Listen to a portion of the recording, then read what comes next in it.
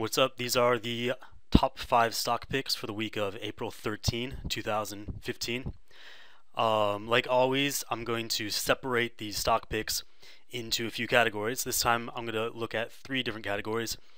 First, we're going to look at penny stocks, which are playable by anyone, regardless of how much money you have in your bank account.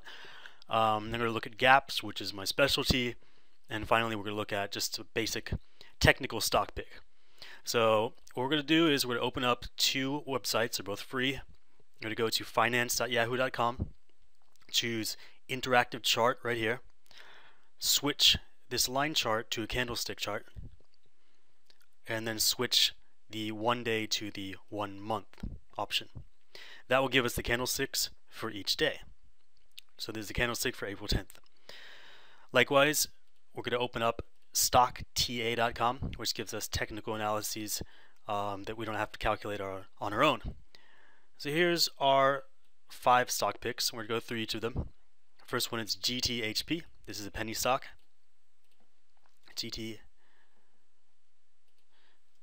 Okay. Hit back.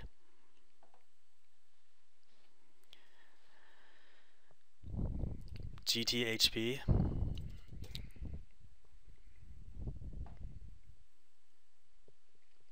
So you've probably not heard of this company, nor have I.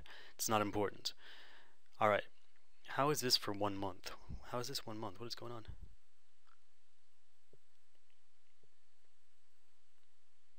I have no idea what's happening here. Okay.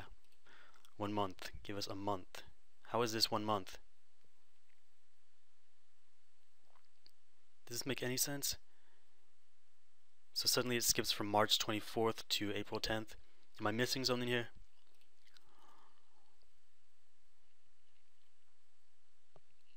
What is going on?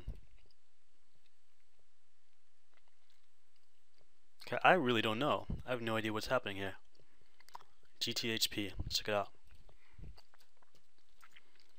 I was only looking at the candlesticks. I wasn't paying attention to the dates, but this is an odd situation. If you know what's happening, go ahead and tell me, but I certainly don't get it. Looks like it's been trading every day, so I don't know what's going on with this chart. Anyway, I'm gonna go ahead with this. The point is, we have it looks to be a gap, if I'm not mistaken. I guess I am mistaken, or this chart is mistaken. Who the hell knows? The point is this: we've got a penny stock with good fundamentals, and it is currently oversold. So if we buy it now, it's probably going to bounce back, hit that resistance level. There's a very strong resistance level at 18. So we're going to go back up to 18. That gives us quite a bit of potential for making a profit. So let's go ahead. We're going to make a 0.032 profit if it hits that resistance on our initial investment, which is 0.148, and this is the percentage ROI we can expect if that holds. So we'd get 20%, over 20% on our investment if this oversold stock bounces back and hits that resist. Obviously, I looked at the candlesticks earlier. Something's wrong with this chart if it's skipping from March 24th to April 10th. So let's just move on to the next one and hope that this chart isn't screwed up for all of these stock picks. I'm going to move on to ALU, which is another penny stock. Let's see if it's displaying right now. Okay, so this is much better. Alright, so ALU experienced an area gap that filled like it should. This is also an area gap, but this one is not filling. And what's interesting about this is we see what should have been, or what could have been, a breakaway gap. And this typically indicates a bullish trend that's about to come. And what's good about this is that we're close to that $5 level. Once it breaks the $5 level, it's no longer a penny stock, and bigger financial institutions will start to look at this company in a more serious manner and start investing. So we hope to get to that point. If we get in early, that would be great. These are some of the best stocks to get into, those that are slightly below $5 that will one day become a normal trading stock and grow that investment from pennies that we put in. Let's take a look at the fundamentals here.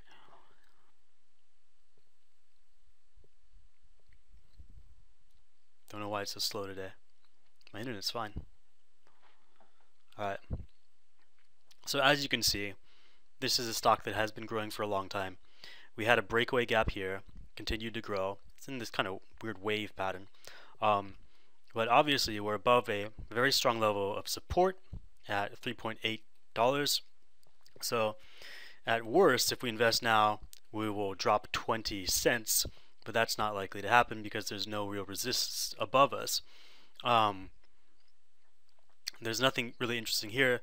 It might be slightly overbought, but I don't believe that because of the long-term trend and the EMA that says it's going to continue going up. Our Fibonacci's, let's take a quick look.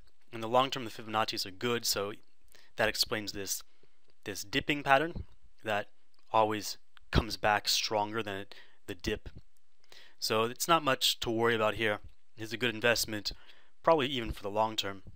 I'm recommending the previous stock pick as more of a swing trade, so get in that while it's oversold, wait for that 20% increase and then sell. This one, ALU, that we're looking at might be worth investing in for the long term. So those are your 2 pennies for this week. We're going to look at gaps now. GE, you probably know, that's General Electric. They're a pretty stable stock. But yesterday, on Friday, we witnessed what looks to be a breakaway gap. And as I said before, an up breakaway gap tends to come with a prediction a very safe prediction that the coming trend will be bullish. So although it is more or less evened out, this new gap here predicts that the stock will probably go upward. But there is a risk. It's not really a risk. There is a common phenomenon that I've noticed with breakaway gaps that occur on stock that are more or less stable, and that is this will stabilize at a price not always the same price that it ends on after that breakaway gap. So right now it's at 28.51. Sometimes it stabilizes around the closing price of this day. Other times it continues upward. The only risk is that this is a very stable stock, and stable stocks tend to be stable even after a gap. However, we don't know when it's going to stabilize, so I'm going to say to get in when you can, wait for it to rise, and if it does stabilize, you can either hold on to it as an investment, and I believe they have dividends, I'm not sure, let's take a quick look. You can hold on to it as an investment and take dividends if they give out dividends. Otherwise, you can just wait for that rise and then sell off once it stabilizes. Are there dividends here? Yes. So you get about 3% dividends. That's probably one of the reasons it's so stable. It's not a growth stock, it's a dividend stock. So grab it while it's rising, hold on, keep your dividends, and this is worth investing in unless you see anything that's indicative of a bearish trend. That's GE. It's a gap trade. QTM is also a gap trade.